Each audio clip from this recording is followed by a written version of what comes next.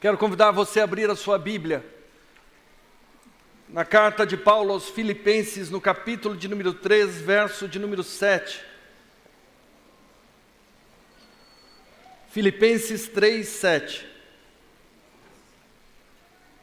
Nós vamos ler esse texto até o versículo de número 11.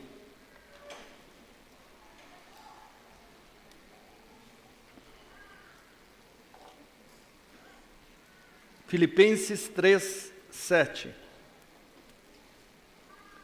Esse texto nos diz o seguinte: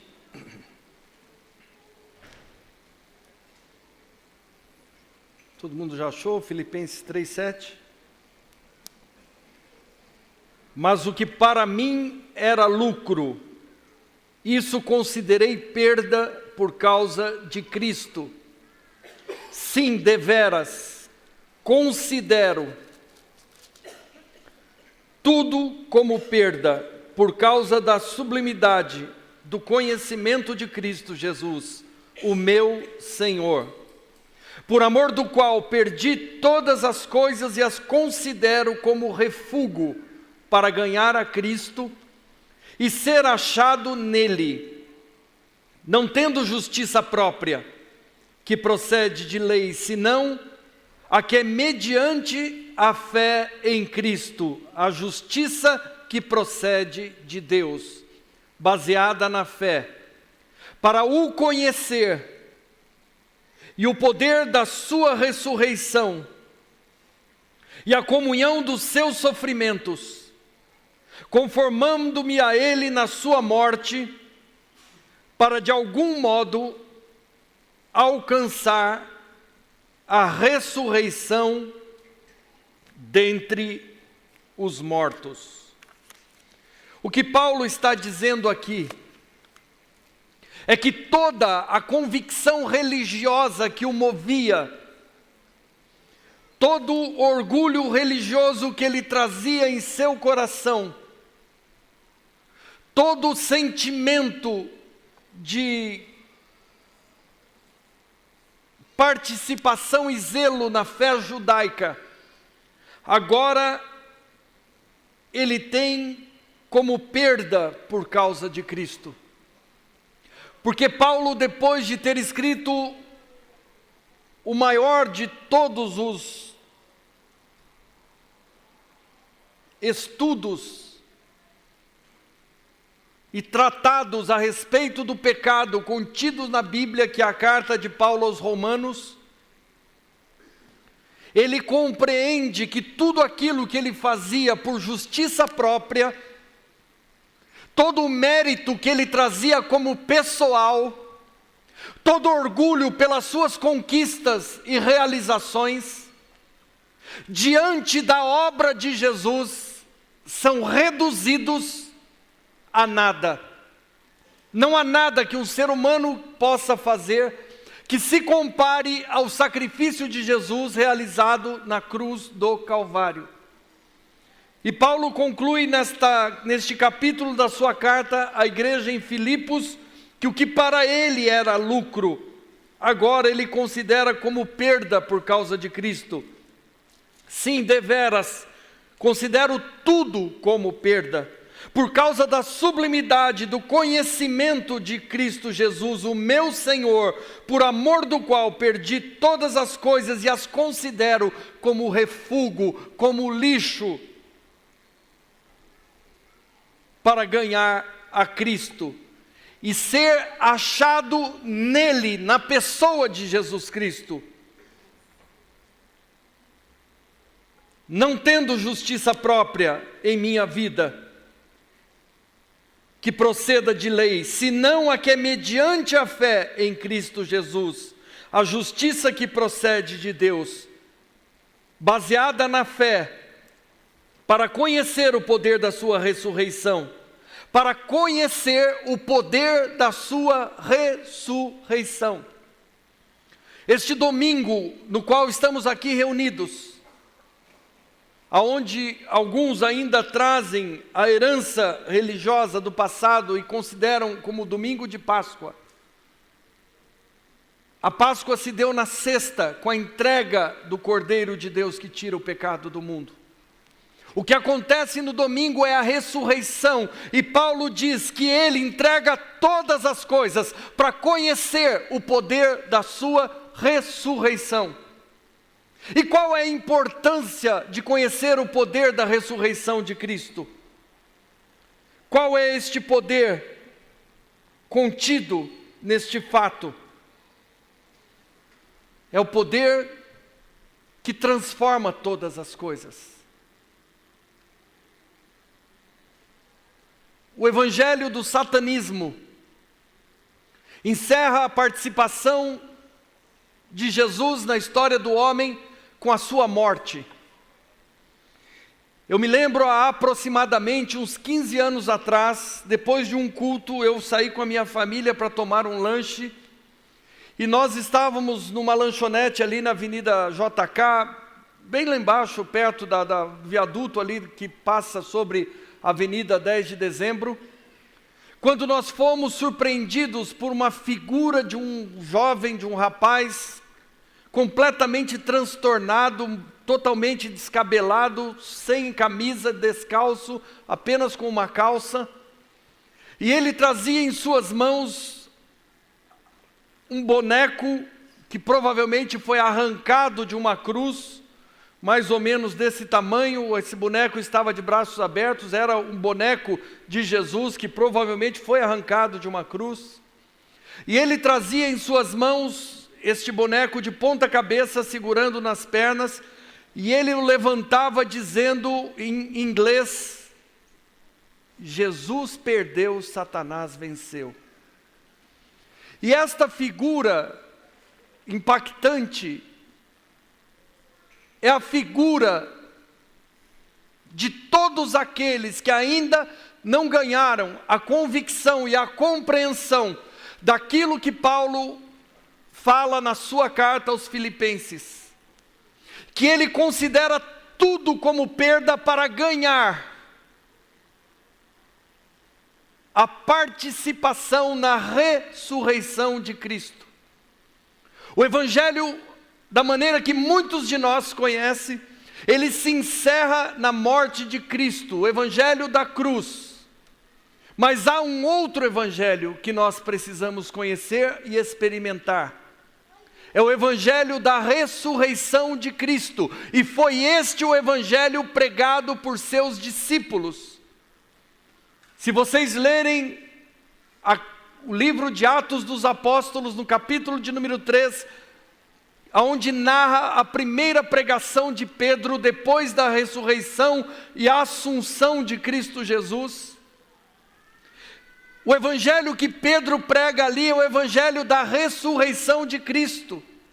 Ele fala que aquele homem a quem os religiosos, a quem os judeus não só martirizaram, não só prenderam, não só espancaram, não só crucificaram, mas também desprezaram. Aquele homem, ele morreu, mas ao terceiro dia ele ressuscitou. E Pedro diz: do qual nós nos tornamos testemunhas, testemunhas da sua ressurreição. E agora, quando Paulo escreve esta carta aos Filipenses, não é à toa que ele narra estas verdades. Paulo não foi testemunha da ressurreição de Cristo. E é importante lembrar que Jesus morreu como homem, e Jesus ressuscitou como homem, e depois o seu corpo foi glorificado como Deus.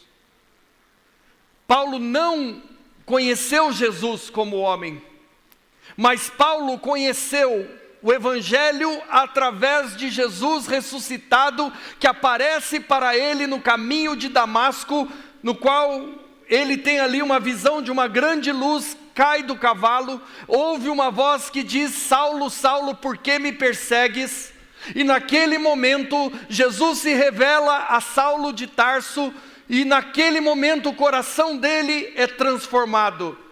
E Saulo, que até então era um perseguidor da igreja, se transforma no mais poderoso de todos os apóstolos e a mais veemente de todas as testemunhas de Cristo, porque Saulo, agora impactado pelo poder da ressurreição, tem um encontro com Jesus ressuscitado que o mostra a sua grandeza e o seu poder.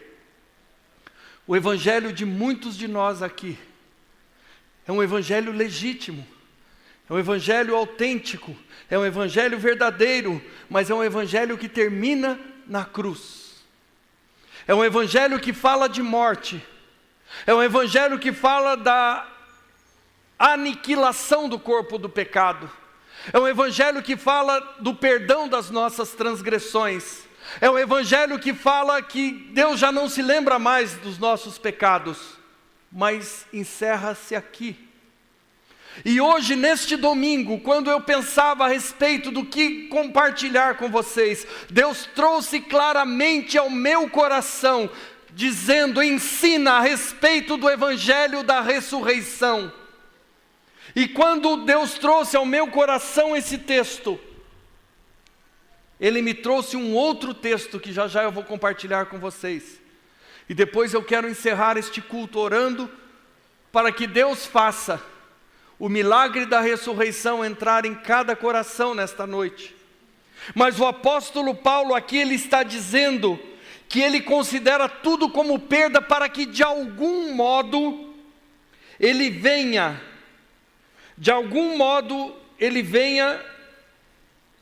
tomar a forma de Cristo na sua morte, mas também na sua ressurreição.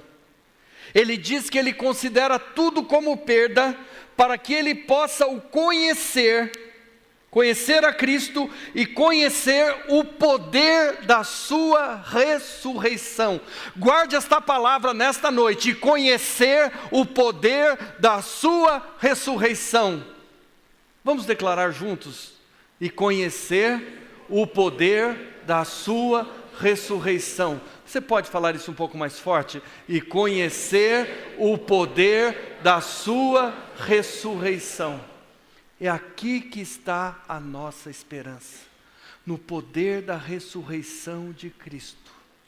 Como está escrito em Romanos 8:11, se o mesmo Espírito que ressuscitou a Jesus Cristo dentre os mortos habita em vós, Ele também ressuscitará os vossos corpos mortais. Nós precisamos conhecer o poder da ressurreição. E quando eu pensava nessas verdades nesta noite, Deus desafiou o meu coração a levar você não só a conhecer, mas a conhecer da forma bíblica. Você sabe o que significa a palavra conhecer na Bíblia ou não? Fala de relacionamento íntimo. Relacionamento íntimo é a tradução da palavra conhecer na Bíblia. Então Deus quer levar você a um relacionamento íntimo com o poder da ressurreição de Cristo hoje.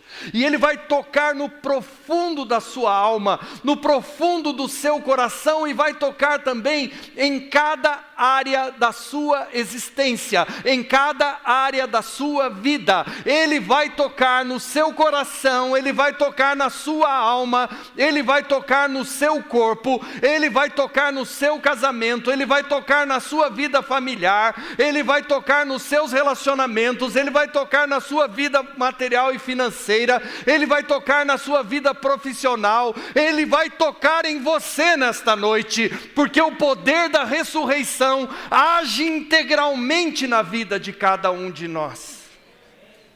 É isso que Paulo diz. Ele diz que para que de algum modo eu venha conhecer a Cristo e o poder da sua ressurreição. Eu quero hoje colocar no seu coração um desejo, o desejo de conhecer a Cristo, mas conhecer o poder da sua ressurreição, conhecer o Cristo ressurreto, conhecer o Cristo vivo, não o Cristo histórico, não o Cristo que se encerra numa cruz, não o Cristo que está num quadro, numa parede, num crucifixo, mas o Cristo que agora está vivendo debaixo deste poder da ressurreição na vida de todos aqueles que creem. E eu quero desafiar você nesta noite a receber no seu coração, para que de algum modo você possa alcançar esta ressurreição. E eu quero encerrar esta pregação antes de orar com vocês, lendo o texto agora da carta de Paulo aos Coríntios, 1 Coríntios, capítulo de número 15. 1 Coríntios, capítulo de número 15, verso 14 e seguintes.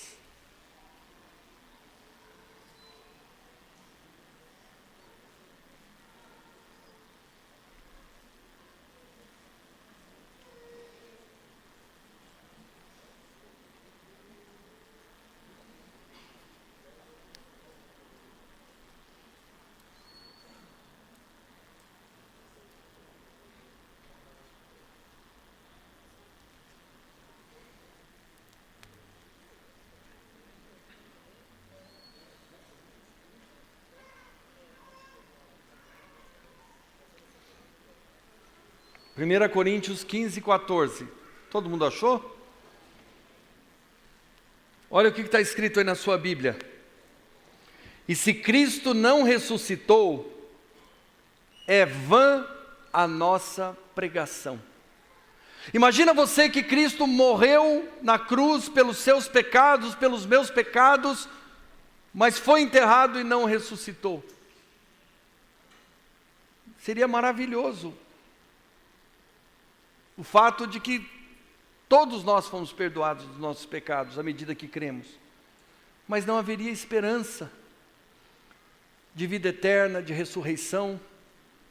Então Ele está pronto, Ele está vivo, Ele está aqui, e Ele vai tocar no seu coração, e Ele vai produzir vida em cada um de nós, para que o nome dEle seja glorificado.